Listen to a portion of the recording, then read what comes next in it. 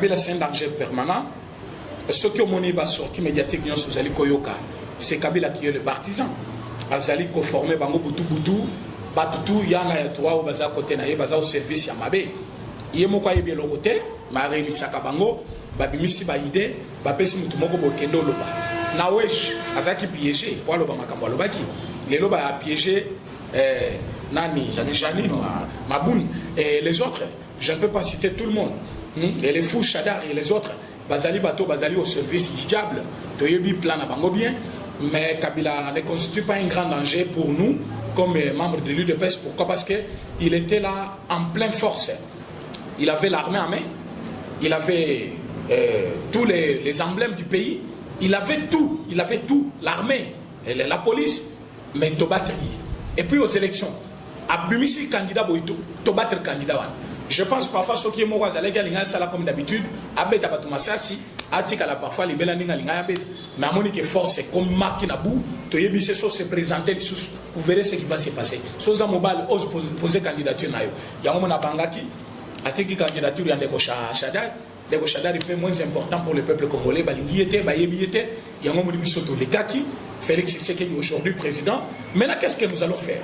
En tant que Kabila, Azali, ancien président, c'était vraiment une bonne chose.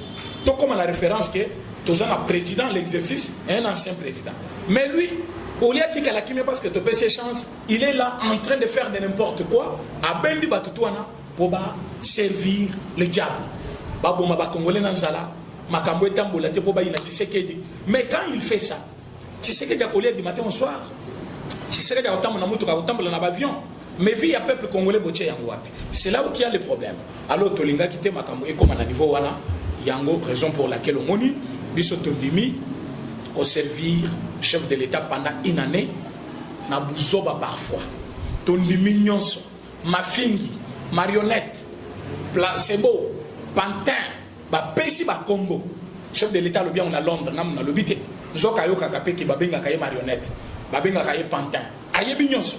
Alobi aza zoba ya Kabila alobi yango na lingala ayo kaka nyonso tondimi nyonso ana pona nini ane koka lokola ane kokinde ko mubali kaka ndenge ofandi wana komima ozobima na bureau na ngai oyo lobaki président René alobaki Kabila ne représente plus rien et à cause de la mise aux arrêts au cas où tout le monde qui bouge les alliés continuer au nyonso ba potia tembe côté na ye biko rouge pour régler le problème na bango ces pays pénal dans le dernier moté nous sommes prêts à régler tous leurs problèmes avec notre efficacité parce que maintenant tu commis très efficace parce que l'armée autozana ngolelo ezali la constitution de la République qui a consacré maintenant chef de l'État comme plein président parce que la constitution dit c'est après une année oyo azana droit à cause ba grande décision minée les années dissolution du Parlement, arrestation par exemple, il y a ancien président, Koboa Kabat na prison, Pampamba, ceux qui va salir Mabé. Donc, à comment aller sur l'autre côté? Parce que maintenant, on a tous les acquis selon la Constitution. Président René, selon la Constitution, il a plein pouvoir. Président René, est-ce que vos mandats m'auront vraiment avec beaucoup de lourdeur? Parce que partir à la vidéo, vous freiner le casse à tous les niveaux.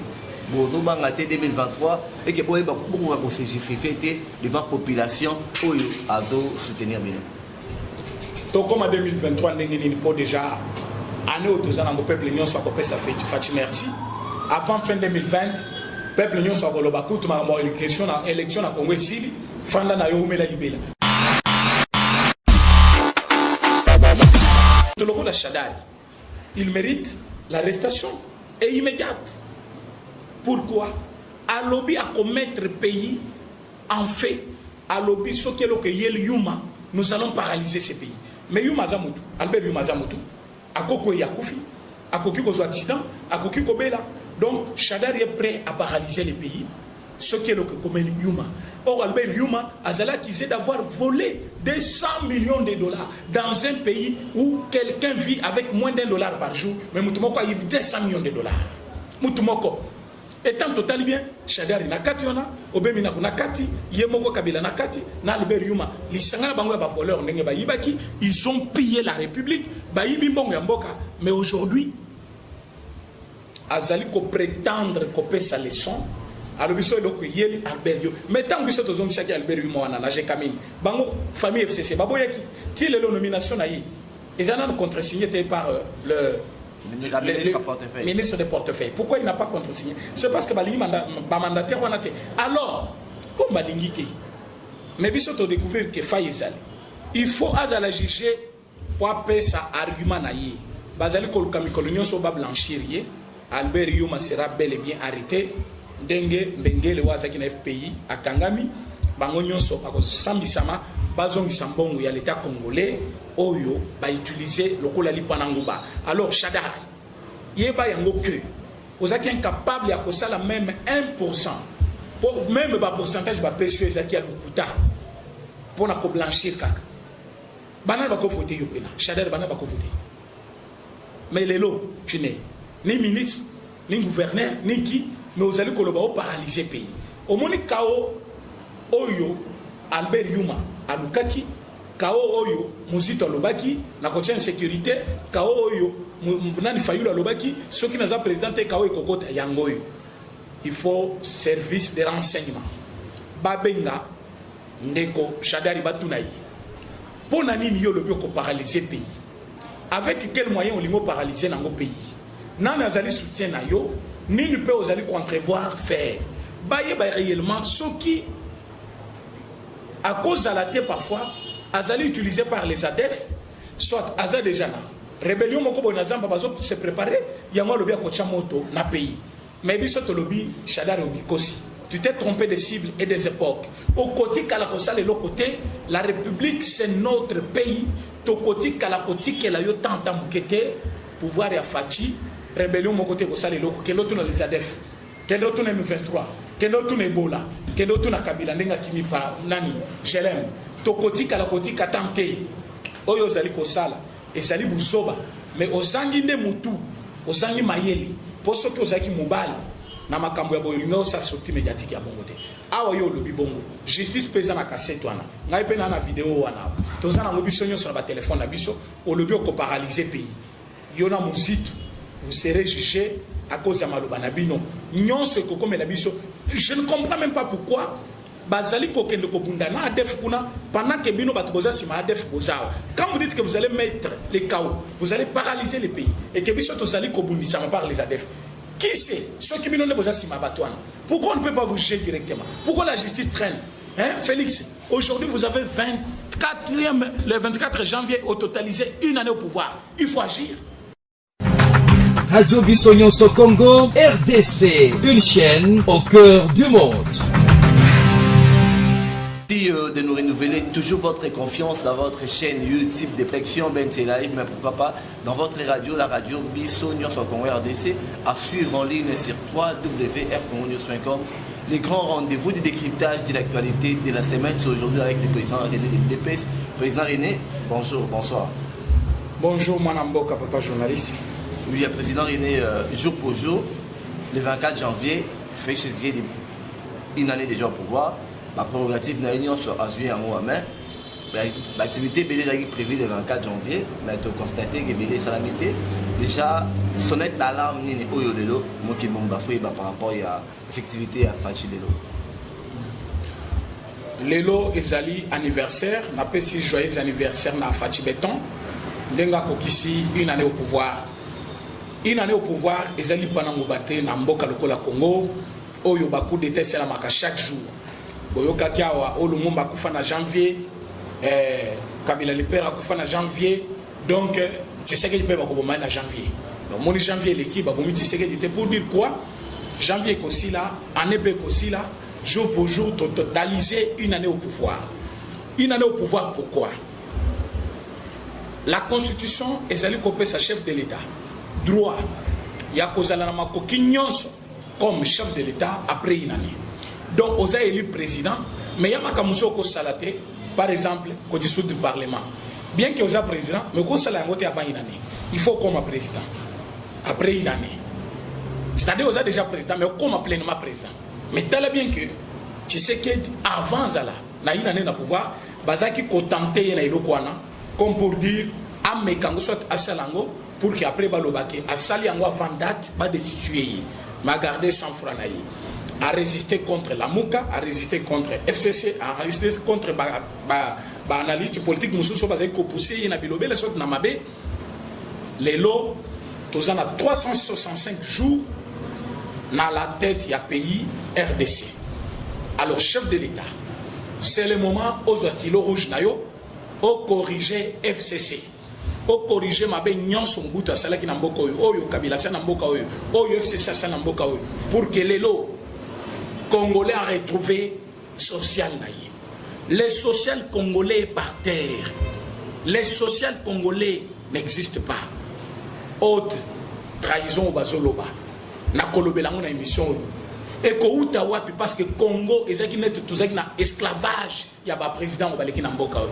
Ba sali nyonso sauf qu'on respectait constitution. Ba sali ndenge balingaki. Mais lelo yo yé on continue à pouvoir par les moyens des élections. Kabila le père a continué à pouvoir na coup d'état. Kabila Alliance Kanambe a continué à pouvoir na coup d'état. Mobutu a continué à pouvoir na coup d'état.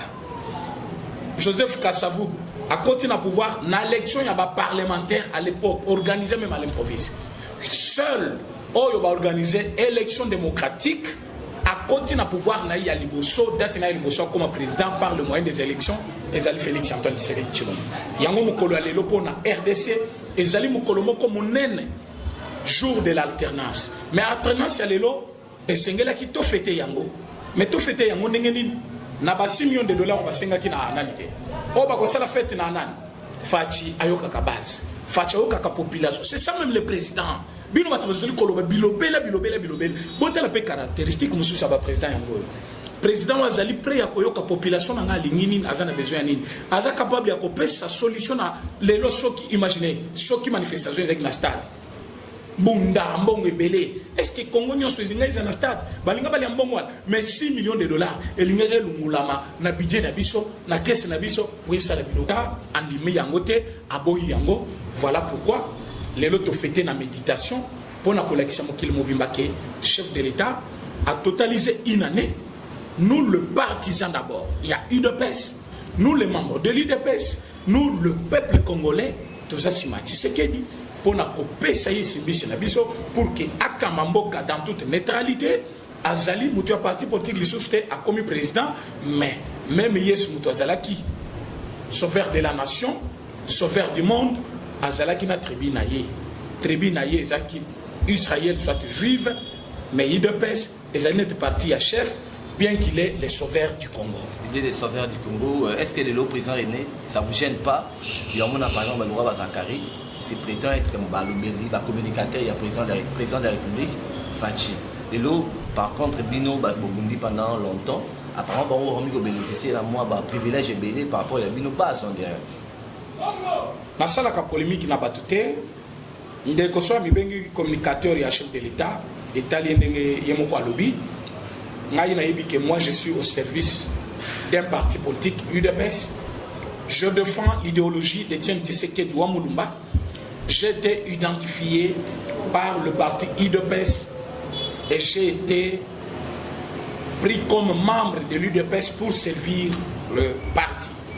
Ce qui me découle, Aliembo na Kabila, Aselma Kamna Kabila, a changé mon thème, a bongoli mon thème, a lobby na komi mon parti na bino, soit na lina servir nation. Il est le bienvenu. Tous on a besoin de Batou, Balobé la chef de l'État, Batou, on va vulgariser, Bamakamba chef de l'État, mais le commission Tozo Bouya, Batou, Kobenga, Chancelo Kopamba, Obalinga Kabaya Kozwakaka, place Monina Ifalazo, mais tant que Batou n'a pas besoin de Batou Bali, non, n'a pas essayé comme moi. Batou Bazali Koli Ambongo na Kabila. Baza mboko ebele o batika na kana bango mais ceux qui muto andimi ko ya kana bino bokobo ya yete mais tozo boya batoyo bazali ko s'improviser ozana titre wana te mbala moko komi na titre wana poli ya mbongo ya lita non ceux qui bakopesa enveloppe pas chef de l'État liana yo salamu salana yo chef de l'État a besoin batu nyonso même au batika li côté ya Kabila boya tona bino besoin problème ezate mais boya na motema malamu to boya ba mususo bazo utiliser bango po batambola na poison baya na biloko baya ko sala mabe to kondi matemu to ayika kalelo a comme on a réuni le bateau stade boy otuni nani mais bateau babundeli makambwana bateau bakufeli du jour au jour bateau batikana ba cicatrice bateau bazana si abanzete na limité tilelo bango ba se ba gagner ni tous on a besoin ya bato bakoya batuni to salani idée na ngai sabu to sangani to saliam mais ozo yate politique la ka yo monene ba sous petit te to lingé le roi na te mais biso toi grand to zo le la partie et monde yebi biso à cause de l'idéologie na biso même tout moko ayeboye alobi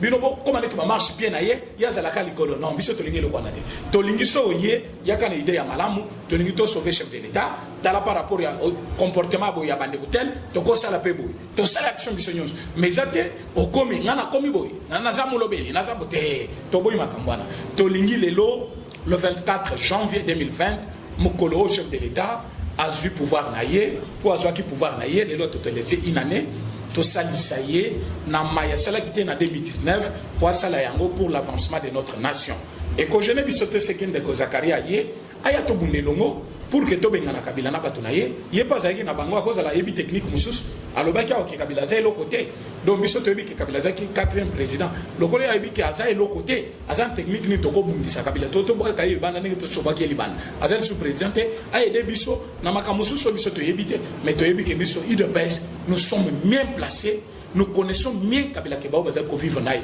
ba muso baza ko faloko la taba mais biso to yebaki yango a reçu aussi sanction na IDPS président René est-ce que les lots une année jour pour jour pour Tokyo le vraiment la face du monde que Kabila constitue encore un danger vraiment pour Namboko. Oui, Kabila c'est un danger permanent. Ce qui ont sorti médiatiquement sur Zali Koyoka, c'est Kabila qui est le partisan. Azali ko formé bango butu batutu yana ya toa au baza côté na ye baza au service ya mabe. Yemo kwa yebi lo côté, ma réuni saka bango, ba bimisi ba idée, ba pesi mutu moko bo kendo loba. Na wesh azaki piéger, kwa loba makambo lobaki. Les loba a piégé Nani, Janine, Maboun et les autres, je ne peux pas citer tout le monde. Et les fous Chadar et les autres, Bazali Bato, Bazali au service du diable, Toyebi plan à Bango bien, mais Kabila ne constitue pas un grand danger pour nous comme membres de l'UDPS. Pourquoi? Parce qu'il était là en pleine force. Il avait l'armée en main, il avait tous les emblèmes du pays, il avait tout, l'armée, la police, mais Tobatri. Et puis aux élections, Abimisi candidat boito, to battre candidat wan. Je pense parfois ce qui est mort à la galinga sala comme d'habitude, abeta batumasasi, atika la parfois les belaninga linga abet, mais Monique force comme Martin Abou, to yebise so se présenter sous, vous verrez ce qui va se passer. Soza mobile ose poser candidature nayo. Yango na bangaki, atiki candidature yande ko Chadar, Dego Chadar est moins important pour le peuple congolais, balingi était, bayebi était, yango moni bisoto lekaki. Félix Tshisekedi aujourd'hui président. Maintenant, qu'est-ce que nous allons faire? En tant que Kabila, Azali, ancien président, Azali Mboka Oyo, c'était vraiment une bonne chose. Tout comme la référence que Tozan a président l'exercice et un ancien président. Mais lui, au lieu de dire qu'il a parce que tu peux ses chances, il est là en train de faire de n'importe quoi, à Bendi Batutouana, pour servir le diable. Baboma Congolais Nanzala, Makambo Tambola, Tepoba Ina Tshisekedi. Mais quand il fait ça, Tshisekedi a collé du matin au soir. C'est là avion, mais vie à peuple congolais c'est là où il y a le problème. Alors Tolinga qui était makambo et comme à niveau wana yango raison pour laquelle on moni biso tondimi ko servir chef de l'état pendant une année na buzoba parfois tondimi nyonso mafingi marionnette placebo pantin ba pesi ba Congo chef de l'état le bien on a Londres na on a lobité zoka yoka kapé ki babenga kaye marionnette babenga kaye pantin ayebi nyonso alobi aza zoba ya Kabila alobi yango na lingala ayoka ka nyonso to ndimi nyonso na pona nini ane koka lokola ane kokinde ko mobali kaka ndengo fandi wana ko mimozo bi mana biro na ngayo lobaki président René lobaki Kabila ne représente plus rien et à cause de la mise aux arrêts au cas où tout le monde qui boussole les alliés continuer oignon so ba kotia tembe côté na ye biko rouge pour régler problème na bango ces pays pénal dans le dernier moté nous sommes prêts à régler tous leurs problèmes avec notre efficacité parce que maintenant to commis très efficace parce que l'armement autozana ngolelo ezali la constitution de la République qui a consacré maintenant chef de l'État comme plein président, parce que la Constitution dit c'est après une année, Oyo, Azan a droit à cause de la grande décision. Décision minée des années. Dissolution du Parlement, arrestation par exemple, il y a ancien président, Koboa Kabat na prison, Pamba, qui va salir Mabé. Donc, à comment aller sur l'autre côté? Parce que maintenant, on a tous les acquis selon la Constitution. Président René, selon la Constitution, il a plein pouvoir. Président René, est-ce que vous mandat vraiment avec beaucoup de lourdeur parce que le partenaire n'a pas freiner à tous les niveaux. Vous avez 2023 et que vous avez beaucoup de justifier devant la population pour soutenir Bino. Donc, comme en 2023, nous avons déjà année où tous les peuple union soit coupé, ça fait merci. Avant fin 2020, peuple union soit le Bakou, tout le monde a élection à Congo ici. Fanda na yo humela libela po bola mo ikoleki beli lelo mutako sayo tende ko mobile peuple congolais azali ko souffrir peuple congolais a souffrir pour nani social à Congo ezo bongate parce que ba membre du gouvernement ebele baza batu ya Kabila président assemblée mutu ya Kabila président sénat mutu ya Kabila premier ministre mutu ya Kabila tu sais que du travail seul avec peu de ministres bazu peu ministère ya mabe maintenant chef de l'état pour ça la malam lelo eza mokolo yepena na chambre nazo seka mama Denise azo mela champagne balobi ke toko kimena kozwa ba décision ya minene peuple congolais a kopesa biso mandat en 2023 pour déjà na fin 2020 akoloba déjà Fati merci akosepela pour nani tozali au service de la nation. Nous devons tout faire pour que social abana mboka ebonga pour que social ebonga il faut to kabonana batwana pour to kabonana bango il y a des possibilités. Soit kokanga ba nyonso bazali ko constituer frein au lobby moko ke lourdeur na action ya chef de l'état. Chef de l'état lobby parfois basali makambo mususu mais chef de l'état zakina na ina nete mena azana ina ne. Yeba kazana capacité ya ministre soki aboy koto saye ya boaki na prison. Alors tosa yango yeba yango salela yango. O nyonso akoboya koto sa chef de l'état bakokanga ye. Moyen tobanga exacté pour que 2023 tozala en échec parce que biso toyebiki avant 2023 tokozala déjà un bilan très positif oyo bana mboka nyonso bakosepela na yango toyebiki lelo peuple congolais azali ko s'inquiéter pour na taux de dollar tokokitisa yango kolia ya bana Congo ezana kokoso toyebiki tokorendre yango possible mandat eza ya 5 ans on ne peut pas juger un président pour une année ou une année d'abord tosisi yango biso mon côté tosisi yango na même système autodécriaki quand nous étions dans l'opposition. Quel système? Quand le chef de l'État est venu au pouvoir, il a trouvé le gouvernement Tchibala. Le gouvernement Tchibala, c'était en quelque sorte un gouvernement de missionnaires. Mais tu travaillais dans le gouvernement pendant plus de 8 mois. Pour 8 mois, parce que Bissona, partenaire de Bisso, pour nommer Premier ministre, Bazaki Kolingate, Moutoumoko Boye, ou Akoko Géré Mboka Malam. Bazo proposé kaba kombo ya miyibi ba Rwandais ba Burundais ba tumoko boitina te chef de l'état zaki koboya ti ba yoko présenter moi na mboka ilunga ilunkamba chef de l'état ndimi mais si il était possible de choisir na kondi ma gouvernement ya Tchibala ou accompagner biso na travail à 100 jours et celle ici biso que gouvernement ya ilunga ilunkamba gouvernement ya ilunga ilunkamba gouvernement miyibi bato bazali ko sala frein parce que ba yebi chef de l'état akati kati bango moyen ba yiba malamu ezate ba komi ko constituer ba frein alors biso to le bibo année où eleki bato ba compter yango te année 2020 toko sala musala malam toko sepel sa peuple congolais oyo ba kozala mabe toko tia bango na disposition de justice pour bana mboka pas sepela alors année 2023 ba kopesa biso mandat sans difficulté président René que lelo une année jour pour jour lelo il na IDPS bozo regretter pour ça la coalition na cash na FCC particulièrement na Kabila.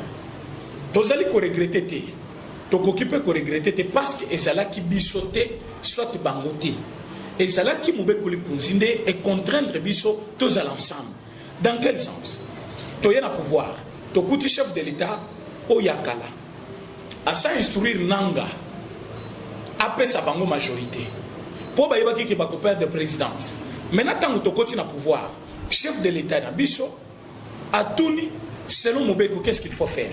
Dans la majorité, Mobeko et lobby, il faut acter la coalition partenaire ou parti politique où ils ont la majorité à consulter Bango base à la coalition. Ceux qui majorité ils ont la parti na yo président, bazo bengango majorité présidentielle. Ceux qui majorité ils ont la kamususu babengi yango majorité parlementaire. Mais na minute nanga pesa ki ba député belé na pe perdre na balie na yi biso tozaki na majorité te yango comme tozaki na majorité te chef de l'état lobi na kolekisa temps ebele te na konome informateur po ake konconsulte bato bakotravaille na ngai majorité eza na ngambo na bango kisel mebanda yango kisel mebanda tobandi mosala sans plus tarder comme bango nde baza na majorité bango nde bakomisa premier ministre bango nde bakozala bamembre du gouvernement ebele bamembre du gouvernement ebele baza ya bango yango moni makambo etourne te comme makambo etourne te chef de l'état kokaki te koviole constitution azeli constitution comme constitution mene epesi droit après une année lelo eza mokolo esengo mpo na bacongolais eza mokolo ya fête mpo na nini maintenant aza na makoki alors biso kashi tokoregrete pourquoi parce que ezalaki coalition na volonté na biso te soki réellement ezalaki kodépendre na idps ou cash pour nous, il fallait qu'il y ait une orientation à Martin Fayulu. Il ne fallait pas aussi l'accord dans la cabinet. Non. Ce n'est pas aussi revenir à la raison dans le sens où. Martin Fayulu Tokoka qui koyoka parce qu'il n'a pas de bonnes intentions pour la République. Azali Mouto Azali Kolukakao, il avait dit ce qui n'a pas président Tekimi Kokotate. Donc c'est quelqu'un, le collègue a commis président Tekoluka toujours Kao et Zalamboka. Donc Azam Tuakolandate. Donc, proposition, il y a la coalition de Kabila, qui m'a monté. Pourquoi? Parce qu'il y a d'abord hors G. Hors G, pourquoi? Le jeu fixe, qui est ceux qui président Bimi, à la majorité, il y a la majorité. Tant qu'il y a le but de Sanganana Batouana, hors majorité, il y a Kabila. Quand Sanganana Kabila, c'est-à-dire qu'on dit ma coalition à Batouana. Il y a le Abina Bisoto Sanganana Baroté. Donc, il y a tout ça. Moi, je suis chef de l'État. Je deviens chef de l'État. Na côté majorité, na Kamoussous. Quand on est à camp adversaire, je n'ai pas le choix. Je dois faire que ce que la Constitution dit. Il fallait que ce qu'il y avait la Constitution. Non. Koyo Kabango ou pas, ce n'est pas ça le problème. Ceux qui battent FCC, dès que tu as qui n'a pas qui battent à bonne foi. Mais tout le monde est musique. Mais Baza battent à bonne foi. Le problème c'est que Bazali au service du diable. Souci n'a bango peuple à souffrir. Tout point très. Peuple a souffrir, mais président Inebolo a pété qui est en 2023. Parce que l'objectif n'a pas été FCC ma plateforme et mon corps politique. Va récupérer le pouvoir en 2023. Est-ce que la bataille où on est pour conserver le pouvoir en 2023? Bah, côté, tout ça les 37 ans il y a lutte, tout ça les 37 ans à pouvoir. Nous avons le pouvoir na Congo. Nous avons sauté. Dès tout ça le pouvoir boyer, Tim qui parfois est aussi là. UDP ça vous a toujours la présidence. Pour Anine. Parce que tous les koyoka peuple, tous les peuple ont besoin. Tous les peuple ont besoin de maï, ali amalam, asala musala, alata, atan samwana ofele. Nous ce peuple ont besoin de bisoto ilingia. Or Kabila ibaki amoté parce qu'il n'était pas d'ici. Il ne connaissait pas la situation actuelle du pays. Mais nous connaissons la situation. Nous sommes en train d'endurer cela même. Nous avons vécu cela. Donc nous sommes capables d'apporter la meilleure solution à cette population que nous connaissons bien, que nous sommes nous-mêmes d'ailleurs.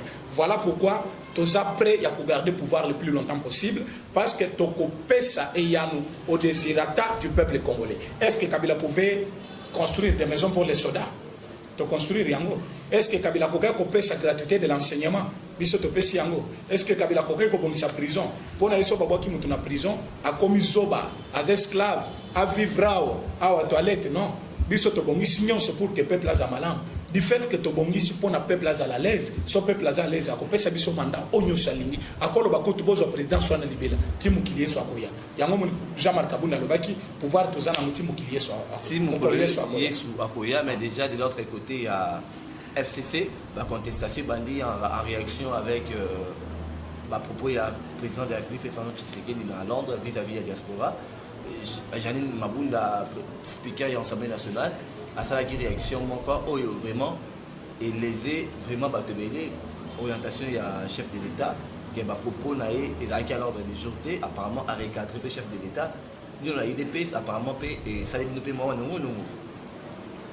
Oui, mais Janine Mabunda, j'avais vraiment une considération vers elle, mais j'ai vite compris qu'elle a perdu la tête.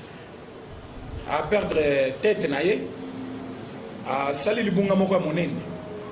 Selon la Constitution, président assemblée azali partenaire officiel à chef de l'État. Yango monaka chef de l'État tindaka président assemblée a représenté partout dans le forum. Mais ce qui déjà, selon la fonction que tu occupes, vous allez partenaire à chef de l'État. Selon aussi la Constitution, aux en droité, il y a qu'à répondre hiérarchie na yo chef de l'État. Selon la loi du pays, la prérogative est PSML président assemblée, ordonnance à chef de l'État, personnalité du chef de l'État, les propos du chef de l'État ne font aucun débat dans l'Assemblée. Ne font aucun lieu de débat dans l'Assemblée. Mais comment voulez-vous? Chef de l'État lobby devant la diaspora, à lobby devant les Congolais réunis à l'étranger. État Linanini, président de l'Assemblée, à qui ne répondre. À répondre pour nous. Et puis, ils répondre, net à recadrer. Ils recadrer, ni makambozo l'ungoloba, oyebi yangote yomoko maîtriser yangote. Yango biso te lobby, moi namboka, Janine Maboun, au salio babengi, dépassement des lignes rouges. Comme dépasser les lignes rouges, sanction ça. Sanction sec. Oui. À coquiter kolobela makambo chef de l'État, ezali sanction ezali. Même soit démissionné, mais pas sanction ezali. Parce qu'il y a en tant que partenaire privilégié officiel à chef de l'État. C'est selon la loi. Exactement que to lukango soit to lobango non. Président Assemblée, président Sénat, représentant chef de l'État, azaka président de l'Assemblée, remplaçant officiel à chef de l'État, azaka président Sénat.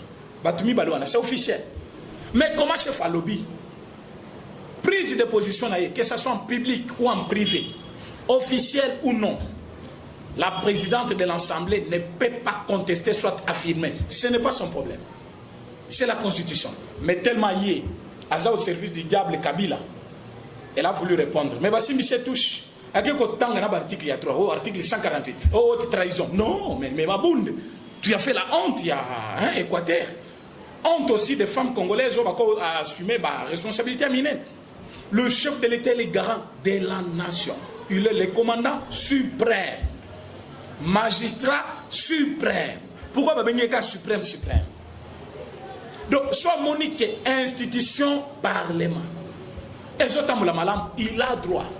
Mais bon, il faut suivre les procédures. Mais procédure à l'obéni. À consulter, tant que vous consultez, est-ce qu'il y a un article alinéa ou elandi, c'est un dossier de débat. Ça ne fait pas débat. Donc, il vous fait part de sa décision. Na dissoudre le Parlement. C'est fini. Yo le binon, considéré comme.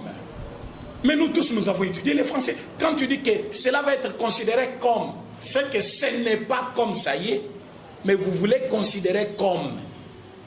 Soit dissoudre le Parlement, nous allons considérer cela comme haute trahison.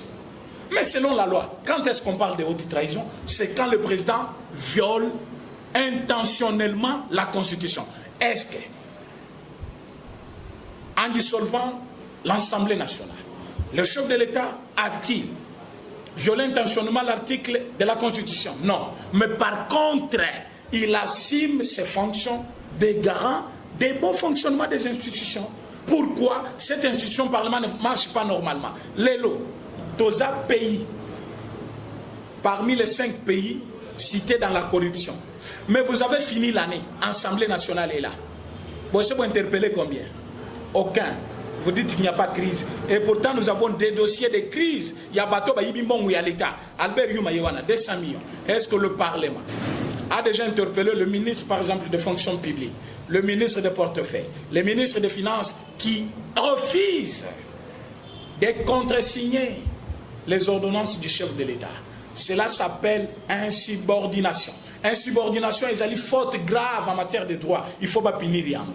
Ils ont manque d'obtempérer aux ordres de la hiérarchie. Alors, tant que vous allez obtempérer, vous allez répondre, mais vous allez être membre du gouvernement. Le gouvernement a été validé par le chef de l'État. Le chef de l'État qui a validé votre mandat, il a aussi le droit de mettre fin à votre mandat. Vous allez se tromper, vous allez se peuple congolais. Par quelle magie? Par quel moyen? Il y a le ministre? Non, mais non. C'est le chef de l'État qui doit révoquer les ministres. Par les contre-signes, il y a Premier ministre. Donc, il dit, yo contre-signé Kabalungoli. Mais il ne l'a pas fait. Atali Bangon a mis parce qu'Alingaki année de grâce est si là. Mais comme année Sili, Madame Maboun, haute trahison, ils attendent. Toko panza parlement encore. Bozongi pena batu bautaki mboka bazongi mboka batu osabilanga. O bazai comme la jamba bazongi li jamba. Toke escoko tout na peuple, tout le monde a pena na FCC. Ata dit député babima. Tout zongi la pena peuple. Président René, hypothèse wana ke ba dissoudre l'Assemblée nationale. Est-ce que vous avez été kouana, crise de côté langwana, kouana pour pour réorganiser sous l'élection législative. Moi, pendant qu'il a mis une chose, même l'élection municipale, ils ont organisé. Pourquoi tu es organisé l'élection municipale, tout la législature est organisée dans le niveau de Papa, on a idée de nous. Donc, tout ce qui est municipal, pendant que la législation, législative vote au Salaki. Et ça, le Moussani. Vous avez dit que l'élection, tout ça, la manière crédible, et tout quoi, élection, il y a des députés crédibles. Élection, il y a présidence. Oui, il y a présidence, c'est ça qui est crédible. Pourquoi? Ils ont eu peur. Il y a Koyiba, qu'on a basé qui batika la qui droite. Matiti, Azalaki wana, Tozalaki na Ndeko Félix Antoine Tshisekedi Tshilombo, président chef de l'État actuel, Tozalaki na Ramazan Shadari. Na 3 personnes au Bakendaki, Koyiba Bavona Bango, c'est Koyiba Nambalamo. Chef de l'État comme IDP s'est implanté partout. Nous avons voté en masse avec le peuple congolais, même au Bazaki Bato IDP, le Kola Balinga qui changement, oh yo IDP Saluka qui Tamoulaï, Bapesa qui Bango Foa, Bapesi Foa na Bango, comme Shadari, Batubaye Biete, Batika Lape Koyoka parlait de lui, pour il est candidat président. Tshisekedi a remporté la victoire. Voilà pourquoi aujourd'hui, nous sommes fiers de dire partout dans le monde que nous avons un président élu, légitime, qui peut maintenant défendre le pays. Et ce président s'appelle Félix. Alors, moyen bayi baizala quitté, yango mona ki bayi bakina législative. Mais les lots, sur l'élément bazaki voté. Tout naka ka peuple wana, bongo ezali, bongo ezali. Oh, ils ont fait béton. Comment est-ce que la Kabila dit? Kabila dit comment organiser l'élection de peur qui a coquille mambo, kabako bomaye, soit baolongolaye. Mais tu sais qu'il n'a pas peur. Tu sais qu'il a dit que tu organiser l'élection, tu gagner l'élection, et là il y a mabé et vous allez dire. Soit organiser l'élection, la législation, banambo kabako voter, ba député Yassika, bato baza proche na bango, bato baza capable ya kolobe la bango. Dans ce sens-là. Majorité au Ekokoya, tous le premier ministre Yassika, tous le président de l'Assemblée Yassika, tous le majorité Yassika. Et là, on est favoriser vrai changement et total changement au pays. Vrai changement total au pays. Président René, est-ce que 2020 est année action ou année sanction? Qui dit action, action c'est quoi? Quand on sanctionne, c'est une action posée. C'est-à-dire, c'est l'année de l'action. Mais pendant nos actions, entre autres, la sanction, c'est une action. L'arrestation, c'est une action. L'accusation, c'est une action. C'est-à-dire, Moutoloko la Shadari, il mérite l'arrestation et immédiate. Pourquoi? À lobby à commettre pays en fait, à lobby sokelo que yel yuma, nous allons paralyser ce pays. Mais Yuma Zamutu, Albert Yuma Zamutu, à Koko Yakoufi, à Kokiko accident, à Kokiko Bela. Donc, Shadari est prêt à paralyser les pays. Ce qui est le comme Yuma. Or, Albert Yuma a accusé d'avoir volé des 100 millions de dollars dans un pays où quelqu'un vit avec moins d'$1 par jour. Mais Moutoumoko a eu 200 millions de dollars. Moutoumoko. Étant total bien, Shadari Nakati, Obemina Nakati, Yemoko Kabila Nakati, Albert Yuma, les Sangana Bango ba voleur, ils ont pillé la République, Bayibi Bongo Yamboka. Mais aujourd'hui, Azali ko prétendre qu'on peut sa leçon. Alors, il y a Albert Yu. Mais tant que vous avez Albert Yu, j'ai Camille. Bango, famille FCC, Baboyaki, si les nominations ils ont contresigné par le ministre des portefeuilles. Pourquoi il n'a pas contresigné? C'est parce que Balingi mandataire. Alors, comme Balingi, mais il faut découvrir que Faïzal, il faut juger pour appeler ça argument. Bazali Kolukamikolunion soba blanchir. Albert Yuma sera bel et bien arrêté. Dengue, Bengele Wazaki na FPI, à Kangami, Bangonyon Sopako, Sambisama, Bazong Sambong, il y a l'État congolais, Oyo, va utiliser le Kolali Panangouba. Alors, Shadari, Yeba Yango Kru, vous êtes incapable de faire même 1%, pour même le pourcentage de PSU, Zaki à Lukuta, pour ne pas blanchir Kaka. Banal Bako voté Yopena, Shadari Banal Bako voté. Mais les lots, tu n'es ni ministre, ni gouverneur, ni qui. Mais vous allez paralyser le pays. Au moment où Kao Oyo, Albert Yuma, Alukaki, Kao Oyo, Mouzito Lobaki, la prochaine sécurité, Kao Oyo, Mounani Fayula Lobaki, ceux qui n'ont pas présenté Kao et Kokot Yangoyo. Il faut service de renseignement. Babenga, Ndeko, Shadari Batunaï. Pour Nani Niyo le bio paralyser le pays. avec quel moyen on l'a paralysé dans nos pays. Non, nous allons soutien na yo, ni nous pouvons aller contrevoir faire. Baye réellement ce qui, à cause de la terre parfois, azali utilisé par les ADF, soit azali déjà na rébellion moko bonazamba bazo se préparer, yango lobi akocha moto na pays.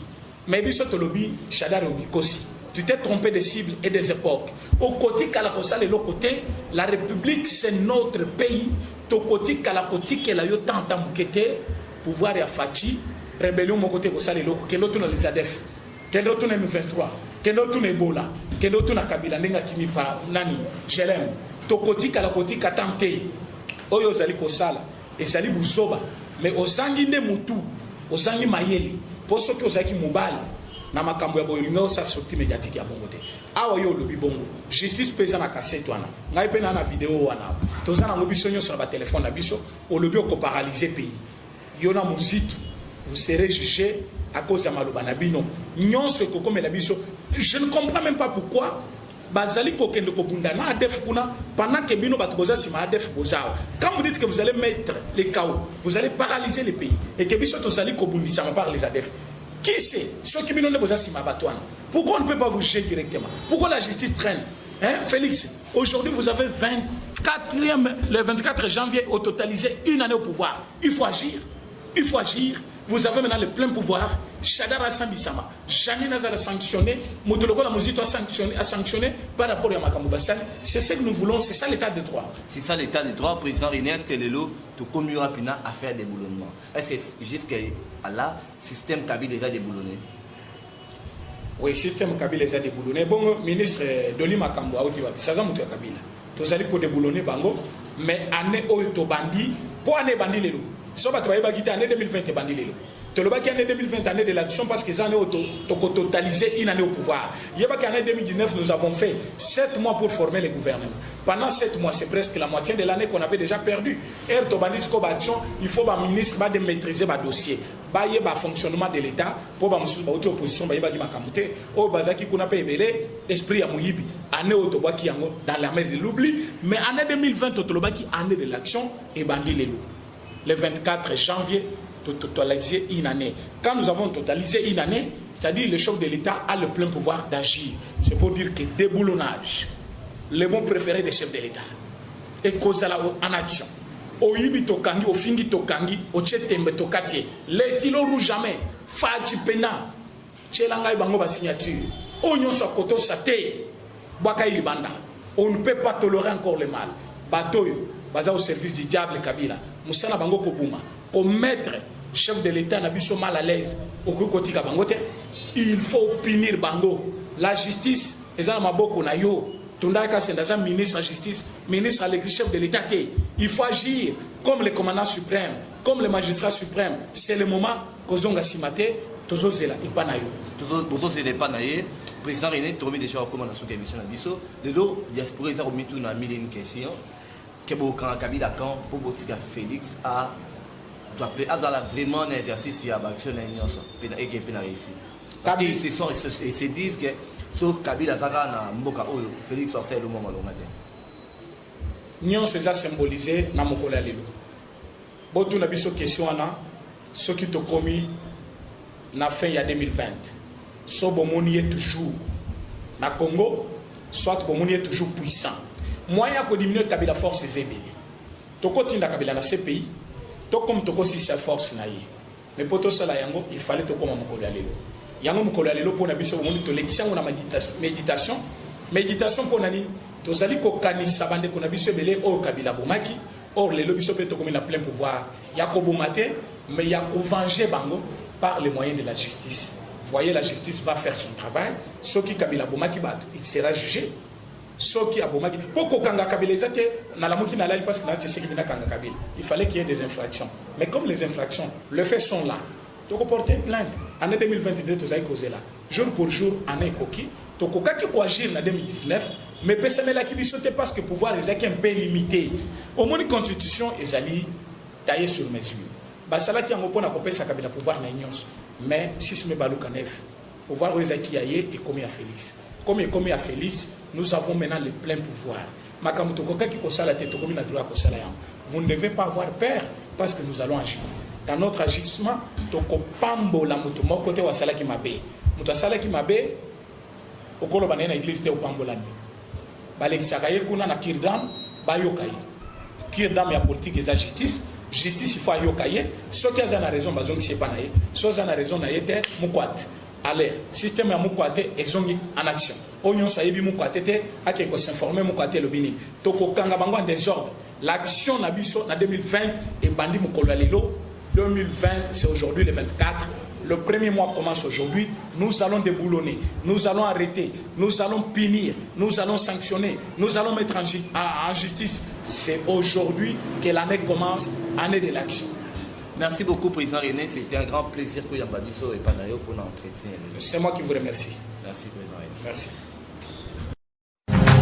Radio Bissonyonso Congo, RDC, une chaîne au cœur du monde. Vous êtes sur la radio Bissonyonso Congo RDC. Oui, tapez www.radiocongonews.com, accédez dans notre site et avoir toutes nos informations. Soyez le mieux informés dans le monde.